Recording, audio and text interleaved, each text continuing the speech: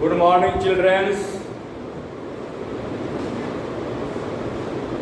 आप सभी को बहुत बहुत शुभकामनाएं कि आप अच्छा से पढ़ाई करें। आप 12th क्लास की पढ़ाई शुरू करने जा रहे हैं आज से। You are the students of standard 12 and you are doing something better. So, you know, I am Dr. B.N. Arya, principal of your college and HOD of chemistry. आप सभी जानते हो कि मैं महंत हनुमान शरण कॉलेज में 1988 से 1988 से लगातार केमिस्ट्री पढ़ा रहा हूँ। आप सभी के बहुत सारे के गार्जियन भी, मम्मी पापा भी मुझसे पढ़े हैं और अच्छा किए हैं, जीवन में बहुत आगे बढ़े हैं, बड़े बड़े अफसर बने हैं, सेना में कमांडेंट, वैज्ञानिक, साइंटिस्ट। कोई भी ऐसा चीज नहीं है जो हमारे कॉलेज के बच्चे उस ऊंचाई तक नहीं पहुंचे। चाहे वो मेडिकल का क्षेत्र हो, इंजीनियरिंग का क्षेत्र हो, IITN का क्षेत्र हो, टॉप IITN, मेडिकल में भी उतना ही अच्छा रैंक। कहने का मतलब मेरे कॉलेज का सक्सेस रेट बहुत हाई है। हमारे यहाँ कोई साधारण विद्यार्थी नहीं आता जैसे तैसे पास करने वाला, कभी नहीं। इसलिए मेरा कॉलेज का रिजल्ट कभी भी खराब नहीं हुआ, कभी भी नहीं। वैसा भी स्थिति आया जहां किसी किसी कॉलेज का रिजल्ट नील, वैसे हालात में भी हमारे कॉलेज का रिजल्ट सभी कॉलेज से अच्छा रहा शुरू से ही। इतिहास गवाह है और इस बात का कि हमारे यहाँ जो बच्चे आते हैं वो साधारण थिंकिंग लेकर के नहीं आते, एक ऊंचा सोच लेकर के आते हैं कि हमें कुछ बनना है, कुछ करना है। जैसे तैसे वाले नहीं आते। और जो जानते हैं इस कॉलेज की क्वालिटी, सर लोग मोटिवेट करते हैं, मार्गदर्शन देते हैं और हर समय अपने बच्चों के मनोबल को बढ़ाना, पढ़ाई लिखाई कराना। लॉकडाउन पीरियड है, सोचे अब खुलेगा, अब खुलेगा, अब खुलने वाला है। जब हमने देखा कि अब लेट हो रहा है सेशन, तो हमने स्टार्ट किया। अभी हमारा कोई लेट उठ नहीं है, आप नहीं चिंता करना। सारा टॉपिक्स पढ़ाया जाएगा, सारे फैकल्टीज लगे हुए हैं, सबको लगा दिया गया है और आप लोग को चिंता नहीं करना है। अगर आप कॉलेज के हमारे विद्यार्थी हैं तो आपको कभी नहीं चिंता करना है।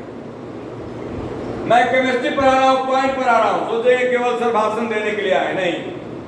मैं पढ़ाना अच्छी तरह से जानता हूँ और अब मुझे पढ़ाने के लिए बहुत अलग से कुछ नहीं पढ़ना पड़ता, सारा कुछ याद हो चुका है। इतना ज़्यादा मैंने पढ़ाई किया है बच्चों के साथ भी और अपनी भी पढ़ाई ईमानदारी के साथ मैंने किया, जिसके कारण बोल्डली मैं कहीं भी पढ़ाता हूं, कोई कंफ्यूजन बच्चों को नहीं रहता है। आप पूछेंगे जो भी हमसे पढ़े हैं, बच्चे नहीं कर सकते कि सर पढ़ा देंगे वो नहीं समझ में आएगा। जो पढ़ा दिया वो बिल्कुल 100% समझ में आएगा, चाहे आप आज तक केमिस्ट्री पढ़े हो या नहीं पढ़े हो, ये मेरा दावा है। अभी मैं बताने जा रहा हूं कि आप जो केमिस्ट्री पढ़ने जा रहे हो ये 100 मार्क्स का होता है।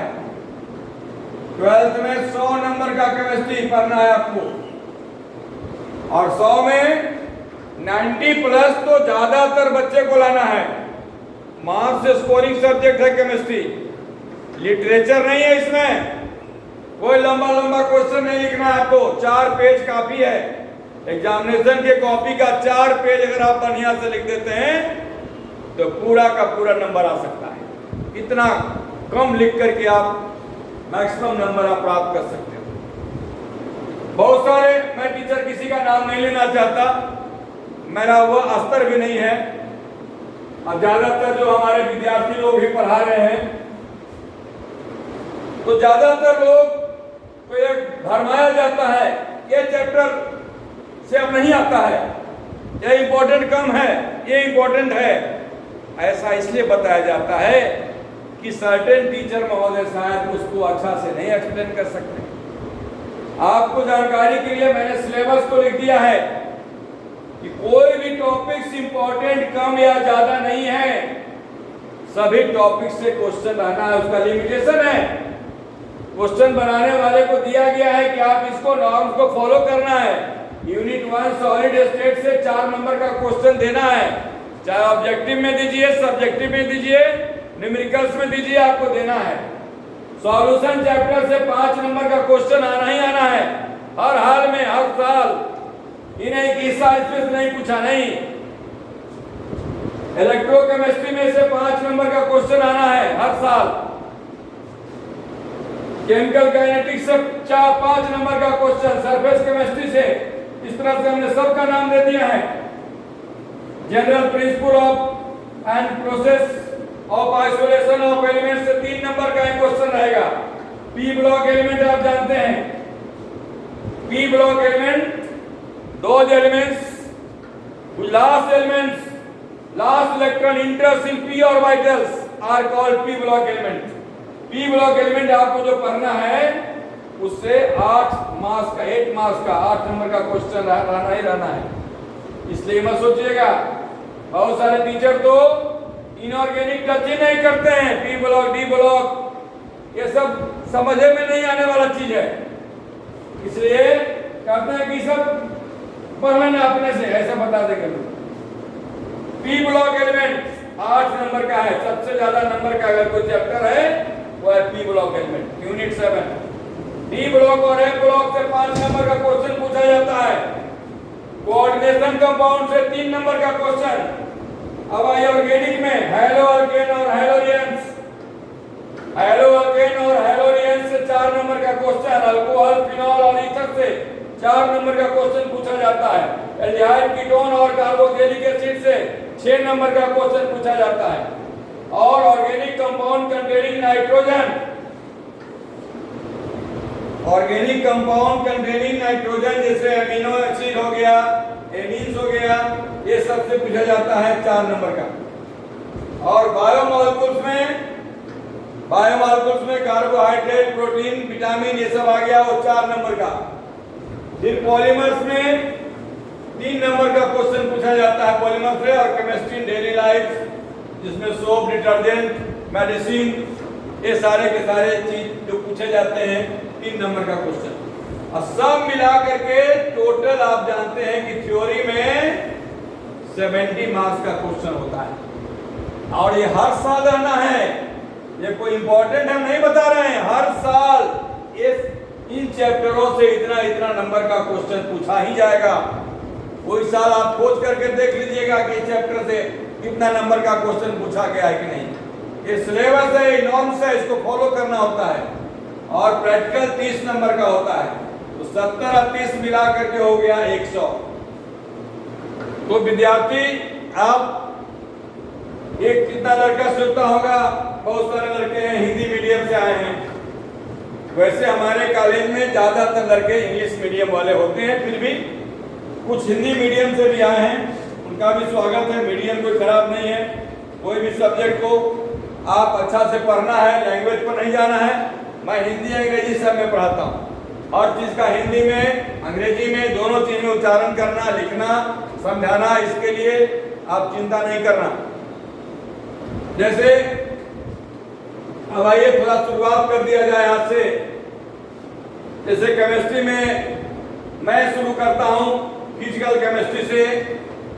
और फिजिकल केमिस्ट्री में जो सबसे ज्यादा न्यूमेरिकल्स का जो पोर्शन है, सबसे ज्यादा मैं कहूँ इससे ज्यादा किसी भी चैप्टर में न्यूमेरिकल्स नहीं है, वो है सॉल्यूशन।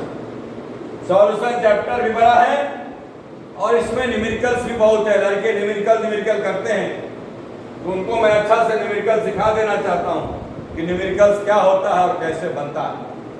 आप सभी जानते हैं सॉल्यूशन, घोल के बारे में सब कहता है, घोल तो हो गया सर, चीनी नमक घोल देते हैं, घोल हो गया। चीनी नमक घोल दिए तो घोल हो गया, बेसिकली सही बात है, लेकिन उसको कैसे लिखेंगे? घोल आएगा तो क्या करेंगे कि चीनी नमक को घोल देंगे तो घोल हो गया? घोल के बारे में लिखेंगे कि घोल क्या है, कैसे डिफाइन करेंगे? The solution is a homogeneous mixture। दो तरह का होता है, होमोजीनियस और हेट्रोजीनियस। होमोजीनियस में क्या होता है? जब दो या दो से अधिक कंपोनेंट्स को अगर समान रेशियो में मिला दिया जाए, जहां पर सॉल्यूट और सॉल्वेंट का रेशियो हर जगह एक जैसा हो, तो वैसे सॉल्यूशन को कहते हैं होमोजीनियस। चीनी को घोल दीजिएगा पानी में, बाल्टी में, पूरा अच्छा से पोर करिए, उसको मिलाइए, और तब देखिएगा कि हर जगह मिठास उसमें समान है, मतलब ये होमोजीनियस हो गया। लेकिन अगर बालू को पानी में घोल दीजिए, मट्टी को पानी में घोल दीजिए, तो आप देखेंगे कि उसमें रेशियो हर जगह एक जैसा नहीं होता है। जहां पर ज्यादा घुल रहा है वहां पर ज्यादा है, जहां पर ऊपर चला गया, बहुत सारा जो उसके पार्टिकल्स है वो नीचे बैठ जा रहे हैं, तो उसमें एक जैसा होमोजीनियस का माहौल नहीं रहता है, और उसको हम लोग सॉल्यूशन नहीं कहेंगे। तो पहला कंडीशन होमोजीनियस के लिए, सॉल्यूशन के लिए, कि solution must be homogeneous. Remember it, solution ऐसा होना चाहिए जिसमें सॉल्यूट और सॉल्वेंट, सॉल्यूट जानते हो ना, सॉल्यूट जिसकी मात्रा कम होती है, जैसे शरबत में चीनी हो गया सॉल्यूट, और पानी हो गया solvent. Solute which is taken to dissolve, and solution which dissolves the given substance, उसे कहते हैं solvent, and they mix together and made homogeneous, then it is solution। The solution is a homogeneous mixture, समान मिश्रण है किसका किसका? Two or more pure substances, दो का भी हो सकता है, तीन का भी हो सकता है, चार का भी प्योर सब्सटेंस को मिला देंगे तो सॉल्यूशन बनेगा।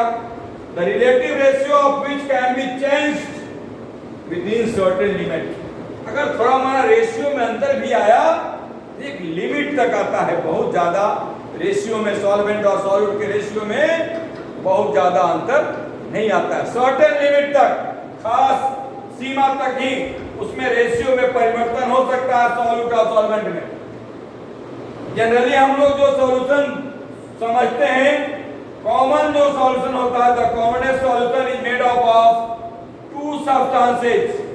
ज्यादातर सॉल्यूशन दो वस्तुओं के मिलन को हम लोग समझते हैं, वैसे ये कोई नियम नहीं है कि दो ही मिला रहेगा, लेकिन कॉमनेस्ट एग्जांपल होता है दो का, तो वैसे सॉल्यूशन को बाइनरी सॉल्यूशन कहते हैं। लेकिन अगर कोई तीन सब्सटेंस अगर मिला दिया गया, three components are present in a solution, then it is called ternary solution।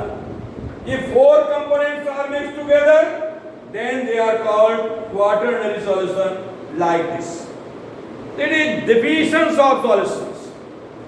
So dear students, video must be small ताकि आप उसको देख सकें। Thank you today। Next day I meet with other details।